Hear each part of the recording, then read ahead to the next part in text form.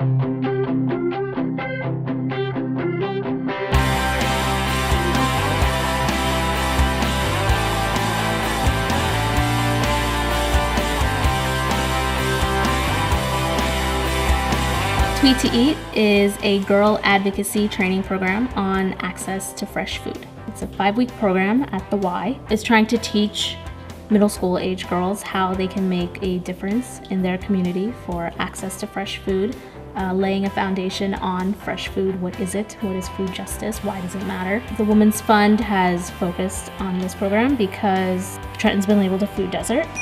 Food desert. A district with little or no access to foods needed to maintain a healthy diet, but often served by plenty of fast food restaurants. So they had these phones that were donated. They took pictures with these phones, which they had a lot of fun doing, and they even recorded some video. That's what food justice is. Like, instead of eating ice cream every day of your life, you eat something new. And then they put up some posts on Twitter with these pictures.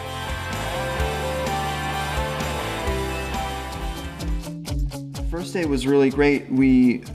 It was a great chance to introduce the kids again to these ways of approaching food as cooks or chefs, as opposed to as picky kids. So the tangible things about the cooking, that was what I really wanted to explore that first day, was the colors. Here's how we're gonna learn how to talk about food in this cooking class. We're gonna talk about it by its color. Okay, blueberries, what color? Blue. We're gonna talk about it by its textures. Should I mush it? Yeah. See what happens? You sure? Yeah. Okay. Ew. Yeah, ooh, right? Mushy, okay? What else can you say about it? Everybody tasted everything. Like, this is not gonna be a lecture class where you just sit there passively and listen. You know, we're gonna be actively involved, engaged, making choices, and trying new things. So it was really neat. I remember that first day, cutting up the fruit, passing it out, having the kids describe the flavors. It was like opening up a whole new world, so that when it came time for them to combine them together in this magical appliance called a blender, that they could really make choices, you know, based on perhaps a whole new set of criterion than they had when they entered the class. Wait, I want one more. One more. This is good. It's so awesome. I made the best smoothie in the world.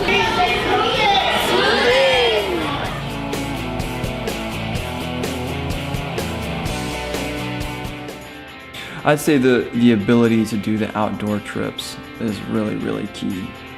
I taught at a high school in the Bronx, again, all throughout the winter, and there was no cooking ability at all. We weren't allowed to bring in any sources of heat into the class. It didn't really quite have the magic that this class did by getting to go experience aisles and just seeing the curiosity there, and by getting to go to the farmer's market and seeing, yeah, I've never seen that food before.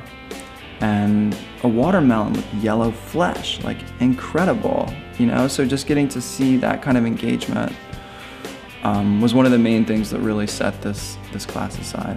The incorporation of all these field trips was to see what kind of access do you have right here in Trenton. Outside of the McDonald's down the street, where else can you go? What's within walking distance? What's within a 5-minute drive? What's a bus ride away? I always keep that idea in mind when I'm working with kids, that they don't really care if that tomato that they're eating is organic or an heirloom variety from a farmer's market. But if you show them, look at all these amazing colors that tomatoes can be, and look at the amazing shapes they can be. Compare the flavor of this one from the farmer's market to the one that came out of the can. Then those levels kind of start to make sense.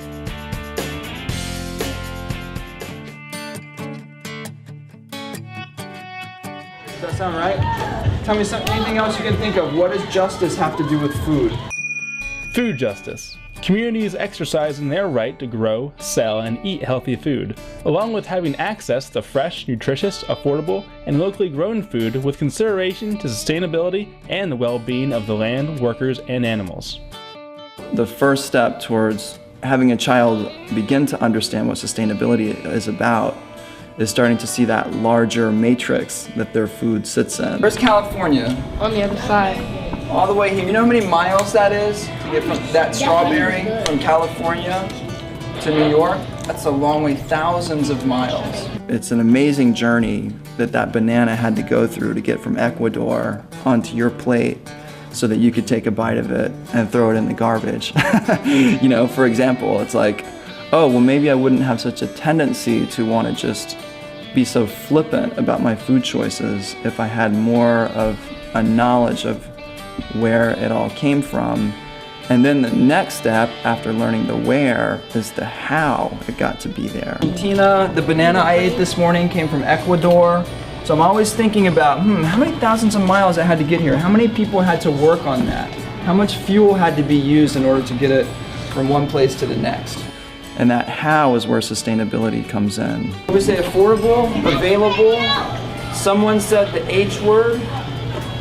What's the H word? Healthy. Healthy, okay?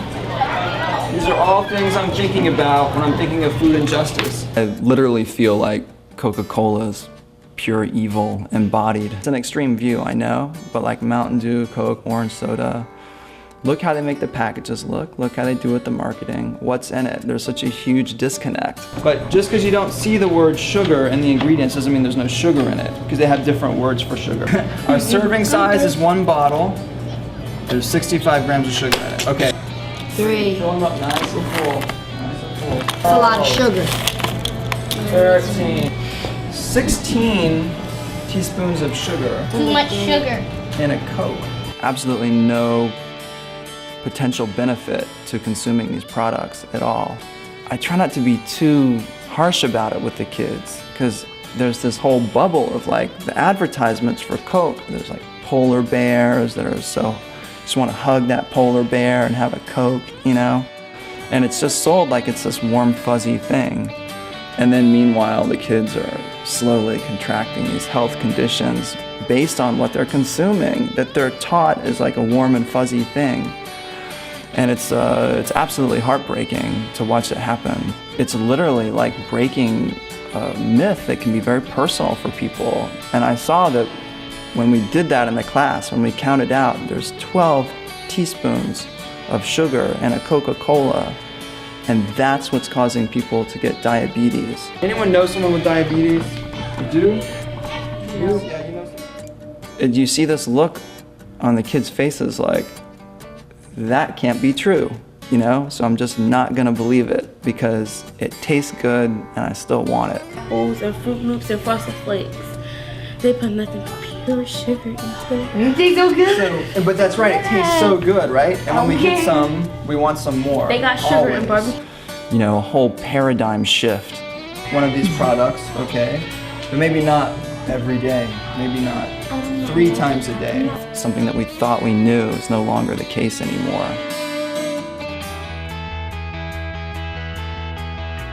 You could actually create a healthy meal from a corner store, whereas most people would have an inclination to go in and buy a bag of chips and a soda. We sort of said, well, actually, let's look around a little bit more. There are some canned vegetables here. There are some canned fruits. There is milk. And there's some other stuff behind the counter that maybe we could use to do something fun. So again, instead of pointing it out, we not only had them create the meal and the different dishes from those foods, and then start to hand it out to people and have people say, this tastes pretty good. And then the next thing you know, the girls are singing and dancing and writing songs about it.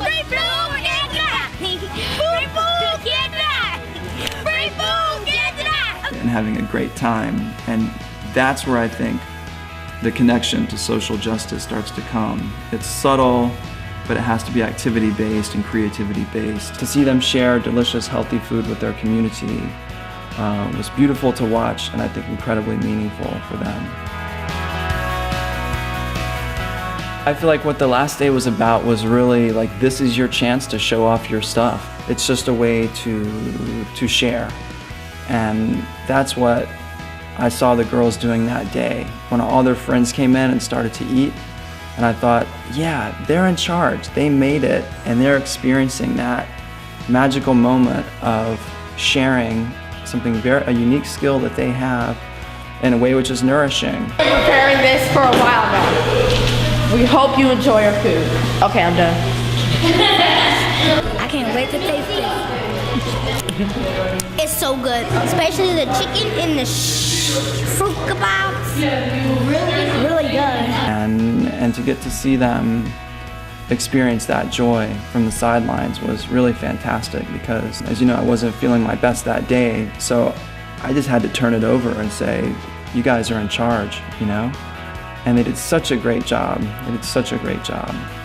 Strawberries that are just strawberries. Thank you, Ryan. Yeah, get some from the bowl. And that goes with the chips. Don't forget that. Yes. Our kids are learning that there actually is healthy food and not just junk food like McDonald's and Burger King. And that right there is huge. Because our kids have not had the opportunity to even go and try to have different types of food other than coming here to Tweet2Eat and what you guys brought the kids. And I would love to have you guys back in next summer to teach more kids what you guys offer.